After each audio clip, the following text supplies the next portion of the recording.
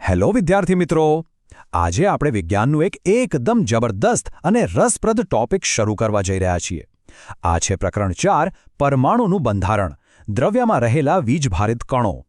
આપણી આસપાસ રહેલી દરેક વસ્તુના એકદમ સૂક્ષ્મ અને છુપાયેલા રહસ્યોને આજે આપણે ઉકેલવાના છીએ. તો પૂરા ઉત્સાહ સાથે તૈયાર થઈ જાઓ. સંજય મેથ્સ એન્ડ સાયન્સ એકેડમીમાં આપ સૌનું હાર્દિક સ્વાગત છે. જો તમને વિજ્ઞાનની આવી જ મજેદાર અને સરળ સમજૂતી નિયમિત જોઈતી હોય તો અત્યારે જ ચેનલને લાઇક, શેર અને સબસ્ક્રાઇબ કરવાનું બિલકુલ ભૂલતા નહીં. તમારો આ સપોર્ટ અમને આવા જ આકર્ષક અને સરળતાથી શીખી શકાય તેવા વિડીયો બનાવવામાં ખૂબ મદદ કરે છે. તો ચાલો ફટાફટ જોઈ લઈએ કે આજે આપણે કયા પડાવો પાર કરવાના છીએ. પહેલું, પરમાણુના બંધારણનો પરિચય. બીજું, દ્રવ્યમાં રહેલા વીજભારિત કણો. ત્રીજું, ઇલેક્ટ્રોન અને પ્રોટોનની શોધ. ચોથું, પ્રોટોન વિરુદ્ધ ઇલેક્ટ્રોન. અને પાંચમું, પરમાણુનું સંતુલન.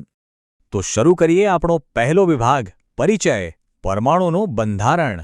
તમને ખબર છે, વર્ષો સુધી વૈજ્ઞાનિકો માટે એ બહુ મોટું રહસ્ય હતું કે પદાર્થ અંદરથી ખરેખર શેનો બનેલો છે. પહેલાં એવું જ મનાતું કે પરમાણુના ટુકડા થઈ જ ના શકે, એ જ સૌથી નાનો કણ છે. પણ પછી એક એવો વિચાર આવ્યો જેણે વિજ્ઞાનની આખી દુનિયા બદલી નાખી. વૈજ્ઞાનિકોને સમજાયું કે ના, પરમાણુ વિભાજ્ય છે અને તે વીજભારિત કણોનો બનેલો છે. એટલે કે પરમાણુની અંદર પણ તેનાથી નાના છુપાયેલા ઘટકો રહેલા છે. આ સમજણ વિજ્ઞાનના ક્ષેત્રમાં એક બહુ જ મોટો ગેમ ચેન્જર આઈડિયા હતો. હવે આવીએ આપણા બીજા વિભાગ પર, દ્રવ્યમાં રહેલા વીજભારિત કણો. આ કોઈ ખાલી ચોપડીની જ વાત નથી હો. આનું એક બહુ જ મસ્ત અને વાસ્તવિક ઉદાહરણ આપણે રોજિંદા જીવનમાં જોઈએ છીએ. આપણે બધાએ ક્યારેક ને ક્યારેક આ જાદુ જોયો જ હશે. જ્યારે એક સામાન્ય કાંસકાને કોરા વાળમાં ઘસીએ ત્યારે તે અચાનક કાગળના નાના ટુકડાઓને પોતાની તરફ ખેંચવા લાગે છે. ક્યારે વિચાર્યું છે કે જાદુ જેવું લાગતું આ આકર્ષણ, આ સ્થિર વીજભાર ખરેખર ક્યાંથી આવ્યો? વેલ, આ ઘર્ષણ એ વાતની સીધી અને સચોટ સાબિતી છે કે પરમાણુની અંદર કોઈક વીજભારિત કણો પહેલેથી છુપાયેલા છે. આગળ વધીએ આપણા ત્રીજા વિભાગ તરફ, શોધ, ઇલેક્ટ્રોન અને પ્રોટોન. ચાલો જરા ઇતિહાસના પાના પલટાવીએ અને જોઈએ કે વૈજ્ઞાનિકોએ આ કોયડો કેવી રીતે ઉકેલ્યો. 1886 પહેલાં તો બધા એવું જ માનીને બેઠા હતા કે પરમાણુને તોડી શકાય જ નહીં. પણ 1886માં ગોલ્ડસ્ટીન નામના વૈજ્ઞાનિકે વાયુ વીજભારમાં નવા ધન વીજભારિત કિરણો શોધી કાઢ્યા. બસ આ શોધે જ આગળ જતા વર્ષ 1900માં જે થોમ્સન માટે રસ્તો એકદમ સાફ કરી આપ્યો, જેમણે સત્તાવાર રીતે દુનિયાને બતાવ્યું કે પરમાણુમાં નકારાત્મક વીજભાર ધરાવતો ઇલેક્ટ્રોન પણ રહેલો છે. તો અહીંયા સૌથી અગત્યની વાત એ છે કે આ કેનાલ કિરણોની શોધ કોઈ નાનીસૂની ઘટના ન હતી. ગોલ્ડસ્ટીને શોધેલા આ ધન વીજભારિત વિકિરણોએ જ મજબૂત રીતે સાબિત કર્યું કે પરમાણુની અંદર ચોક્કસપણે અવપરમાણવીય કણો રહેલા છે. અને હા, આ જ કિરણોએ છેવટે આપણને પ્રોટોન નામના કણ સુધી પહોંચાડ્યા.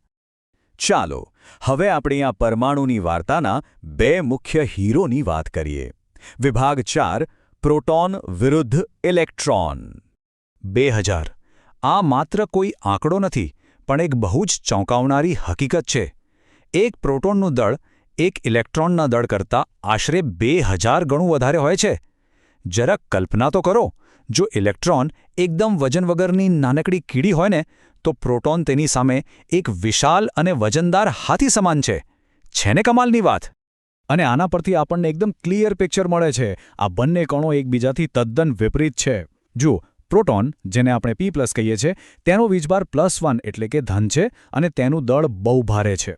બીજી તરફ છે ઇલેક્ટ્રોન એટલે કે E-, જેનો વીજભાર -1 એટલે કે ઋણ છે અને વજન તો એટલું બધું ઓછું છે કે વિજ્ઞાનમાં તેને નહિવત જ ગણી લેવામાં આવે છે. આ તફાવત બહુ સહેલાઈથી યાદ રહી જાય એવો છે. હવે પહોંચી ગયા છીએ આપણે આપણા છેલ્લા વિભાગ પર, વિભાગ 5, પરમાણુનું સંતુલન. હવે કોઈને પણ સવાલ થાય કે આટલા અલગ અલગ અને વિરોધી ગુણધર્મો ધરાવતા કણો એક જ પરમાણુની અંદર શાંતિથી એકસાથે કેવી રીતે રહે છે? જુઓ, વાત જાણે એમ છે કે ધન વીજભાર ધરાવતા પ્રોટોન અને ઋણ વીજભાર ધરાવતા ઇલેક્ટ્રોન કુદરતી રીતે એકબીજાની અસરને સંપૂર્ણપણે કેન્સલ કરી દે છે, એટલે કે સમતોલિત કરે છે. આનાથી જ આખો પરમાણુ એકદમ તટસ્થ એટલે કે ન્યુટ્રલ બની જાય છે.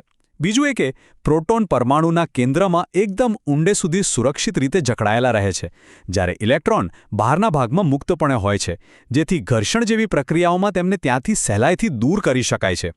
તો વિદ્યાર્થી મિત્રો, આ બધું સમજ્યા પછી હવે સૌથી મોટો અને રસપ્રદ સવાલ એ ઊભો થાય છે કે પરમાણુની અંદર આ કણો ખરેખર કેવી રીતે ગોઠવાયેલા હશે? અંદરનું ભૌતિક માળખું કેવું દેખાતું હશે? આ એક એવું જબરજસ્ત રહસ્ય છે જેનો ઉકેલ આપણે આવતા સેશનમાં મેળવીશું. જો તમને વિજ્ઞાનની આ સફર મજેદાર લાગી હોય તો Sanjay maths and science academy ચેનલને અત્યારે જ લાઇક, શેર અને સબસ્ક્રાઇબ કરવાનું બિલકુલ ના ભૂલતા. નવા રહસ્યો સાથે ફરી મળીશું. ત્યાં સુધી ઉત્સાહથી શીખતા રહો અને આગળ વધતા રહો. આવજો.